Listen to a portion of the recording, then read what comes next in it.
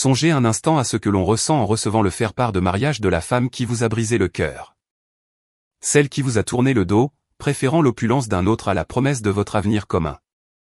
Telle était la situation de Lucas Dubois, jusqu'à ce qu'une rencontre inopinée avec une jeune femme sans domicile fixe vienne faire voler en éclats toutes ses certitudes. Cependant, cette chronique dépasse la simple histoire d'une revanche. Elle explore les méandres d'un secret inavouable, d'une trahison choquante et d'une vérité que nul n'aurait pu anticiper. Comment une femme vivant dans la rue a-t-elle pu faire imploser un mariage fastueux en révélant le plus sombre secret de la mariée? Découvrons-le dans le cadre élégant d'une ville du Val-de-Loire, un univers où les comptes en banque ont plus de poids que les sentiments et où le paraître prime sur l'être. En ce lieu privilégié, évoluait un entrepreneur au succès incontesté, Lucas Dubois. À 32 ans, il dirigeait 3 sociétés prospères, et son nom circulait avec admiration dans les sphères économiques françaises. Lucas était un self-made man.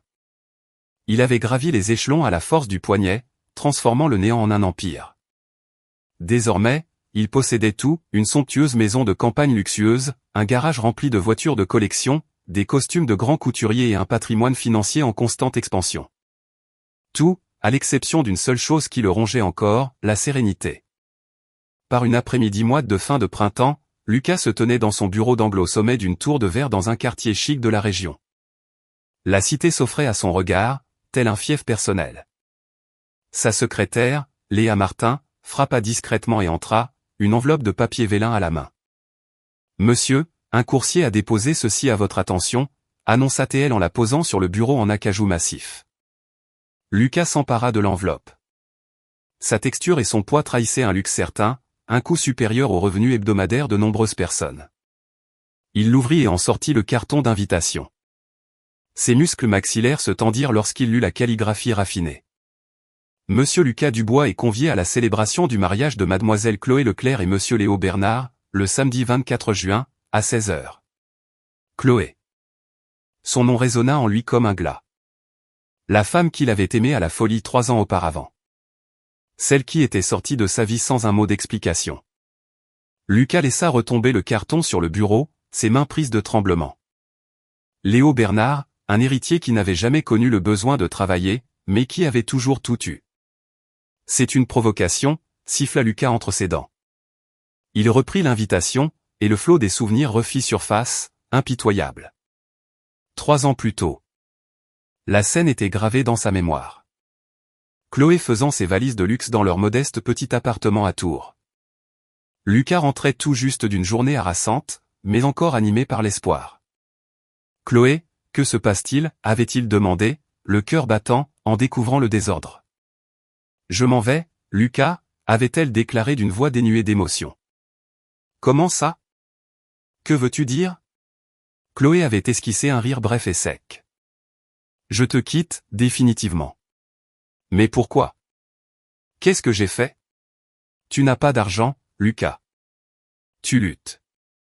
Tu t'épuises à bâtir un château de cartes qui s'écroulera peut-être. Mais la société est en pleine croissance. Accorde-moi un peu de temps. Du temps, avait-elle rétorqué. Je n'ai plus de temps à perdre. J'ai 27 ans.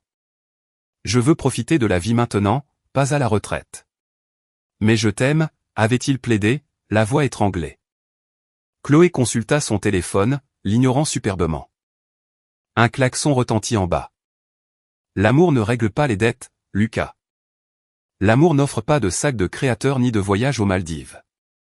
Léo, lui, peut m'offrir tout ça, immédiatement. Pourquoi devrais-je attendre avec toi? Le nom l'avait foudroyé. Léo Bernard?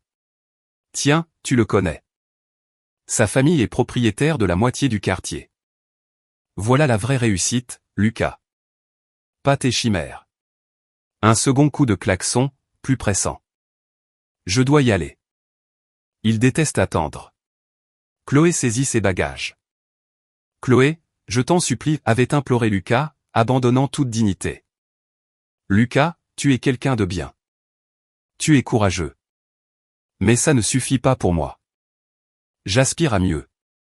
Si tu passes cette porte, c'est fini pour toujours. Elle lui avait décoché un sourire glacial.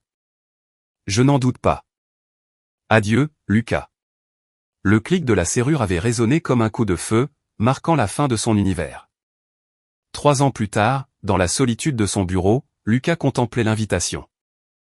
Il avait réussi au-delà de ses espérances. Il avait l'argent, le pouvoir, la reconnaissance.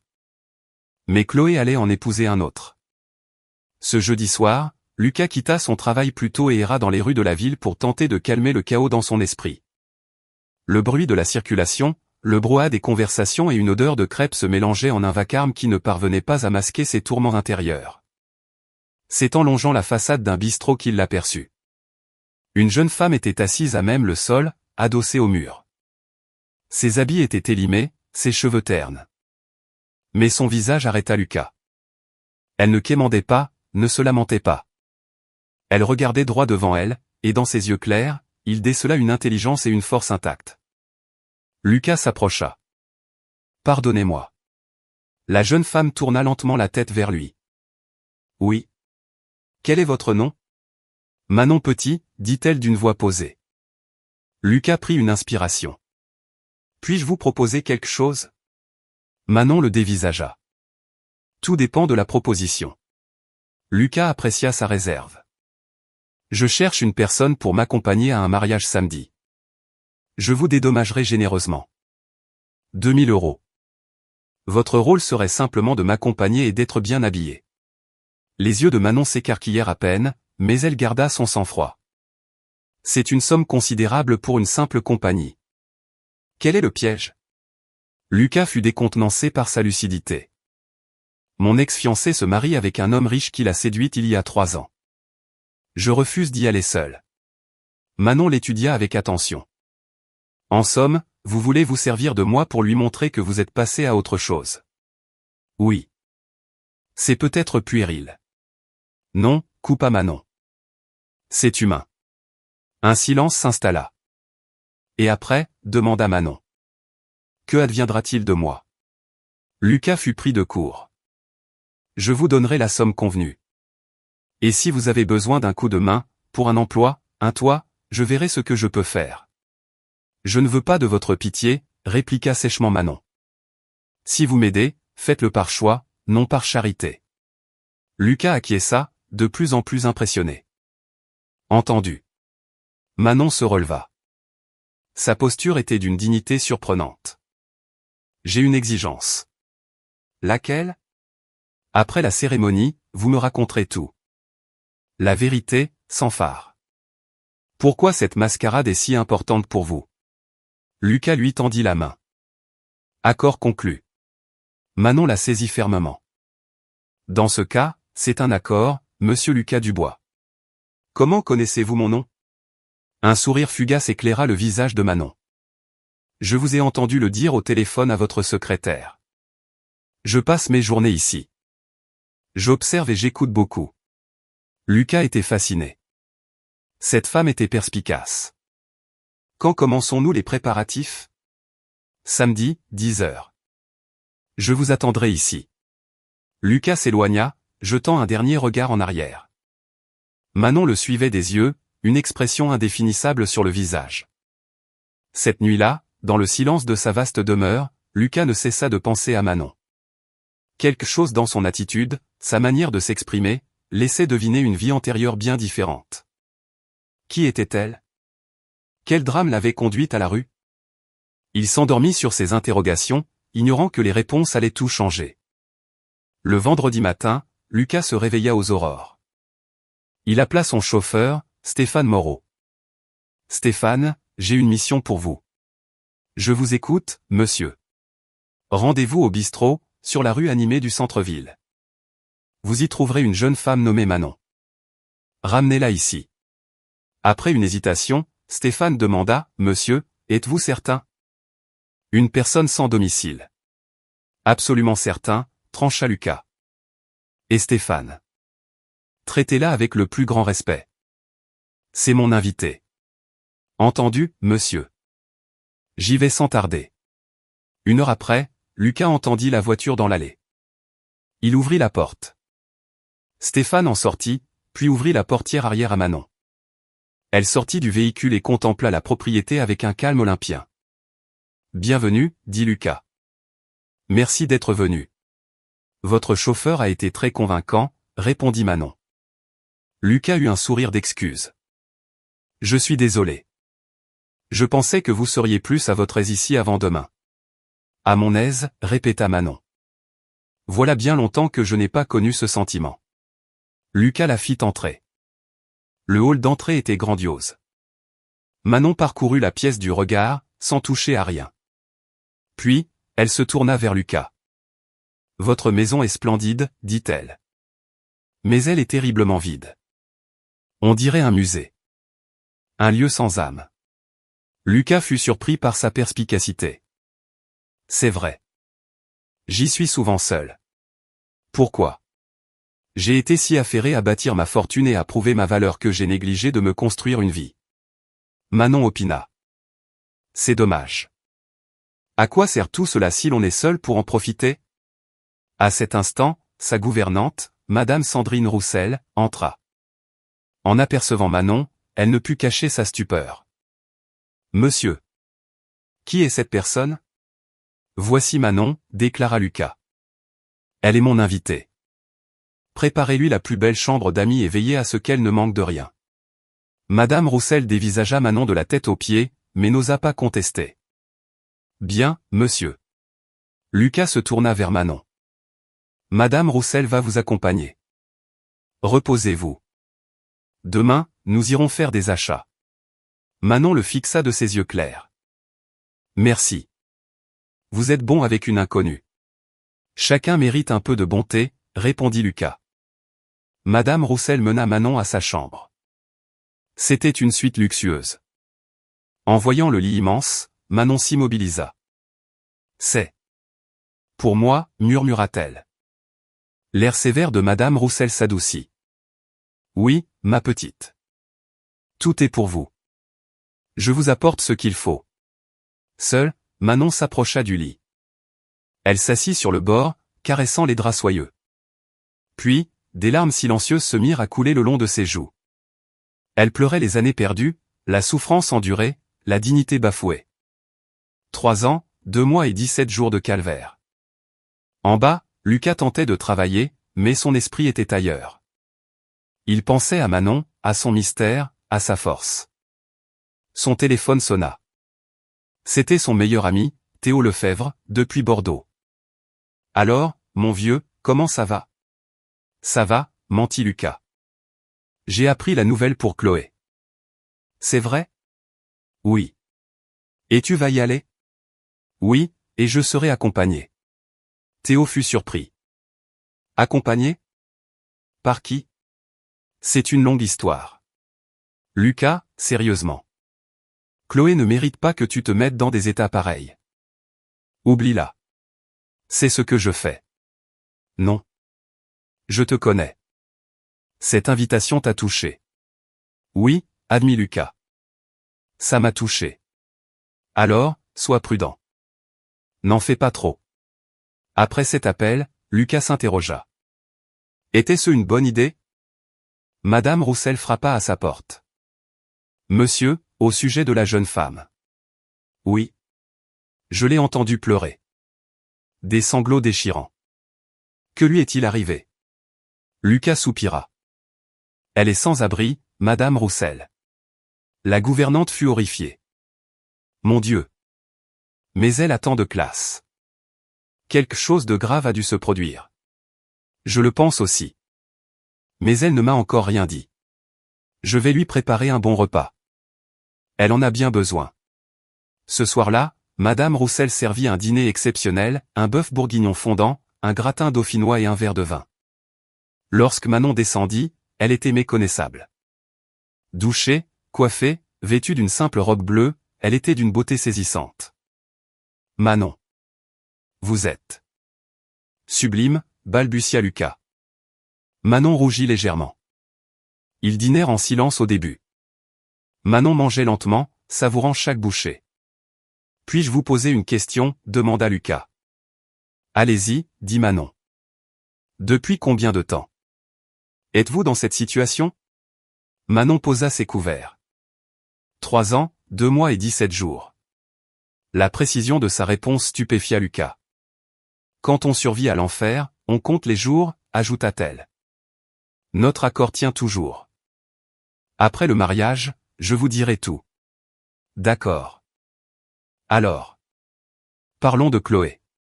Lucas lui raconta son histoire, sa passion pour Chloé, ses sacrifices, sa trahison. Je lui avais tout promis, conclut-il. Mais elle a préféré la facilité, commenta Manon.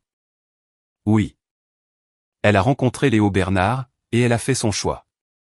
Sa décision ne dit rien de votre valeur, Lucas. Mais tout de la sienne. Lucas la regarda, touché par sa perspicacité. Ils continuèrent de discuter une partie de la nuit. Lucas se confia comme jamais auparavant. Manon l'écoutait avec une attention rare. Vers minuit, Manon se leva. Je vais me coucher. La journée de demain sera longue. Lucas la raccompagna. Manon. Merci.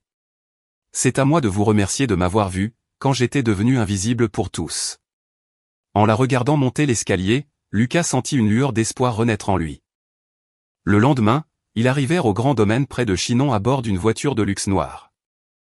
Le lieu était digne d'un conte de fées. Les invités rivalisaient d'élégance et de richesse. Lorsque Manon sortit de la voiture, tous les regards se tournèrent vers elle. Les murmures fusèrent. Qui est-elle?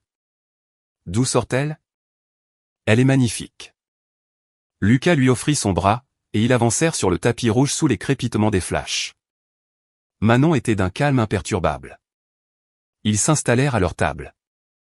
Un couple âgé, le sénateur Jean Garnier et son épouse, se présenta.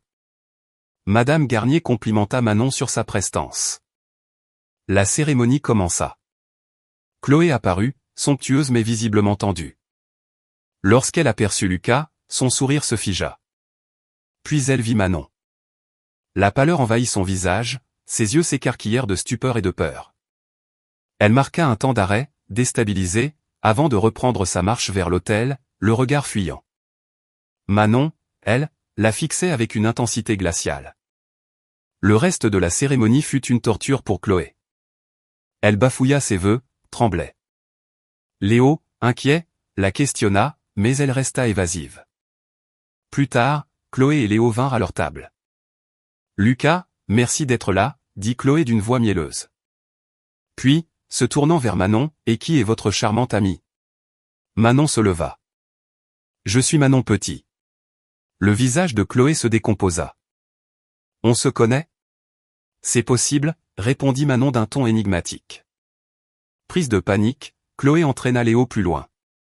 Qu'est-ce que ça veut dire? Demanda Lucas à Manon. Elle vous a reconnu. Patience, répondit Manon.